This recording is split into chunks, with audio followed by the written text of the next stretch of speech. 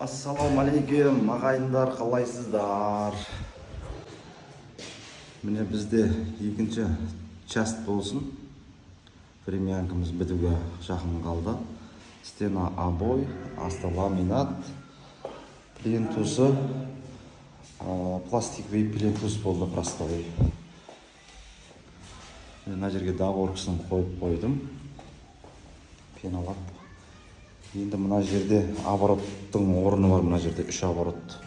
Бұл жерге обой жасаған болмайды, сондықтан сәнді сылақ жасап жүреміз кішігірім, бетін лақтеп.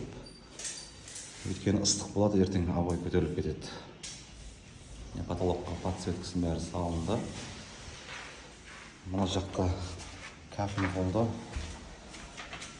Стенасы, грунтовкасы жағылып, уже дайын тұр. Мына жақтан шелк жағылып жатыр. Мокрый шелк жағылады. Кухня полный мокрый шелк болады. Мына жерге енді пешін әкеліп қоямыз. Мына жақтағы спальный. Обойы бұныңқы де жақындап тұр. Осы договоркаға қарап тұрып қойған кезде договоркасын бәрін жаңа қойып беттім. Енді қалған обойларын бітіріп, обналичктерін қақсақ, құдай жақындап болып болды. Енді мына соңғы комната, туалет комнатасы. Мына жерде туалет тұрады. Стенасын Леонардо жағамыз бұған. Леонардо жағамыз. Бұл жерге де договорка қойылмады.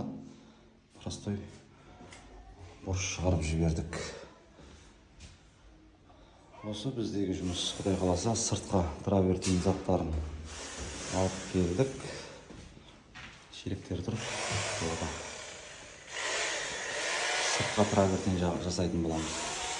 Мына терезелерге арналған рамкілері пенопласттан жасалған. Осылардың бәрін орнатамыз. Ал сіздерге жұмыс қызықты болса, лайк басып тіркеліп қойыңыздар. Сұрақтар болса, қойып отырыңыздар. Алдағы уақытта біраз үйлерді жасайтын боламыз, бәрін бөлісетін боламыз.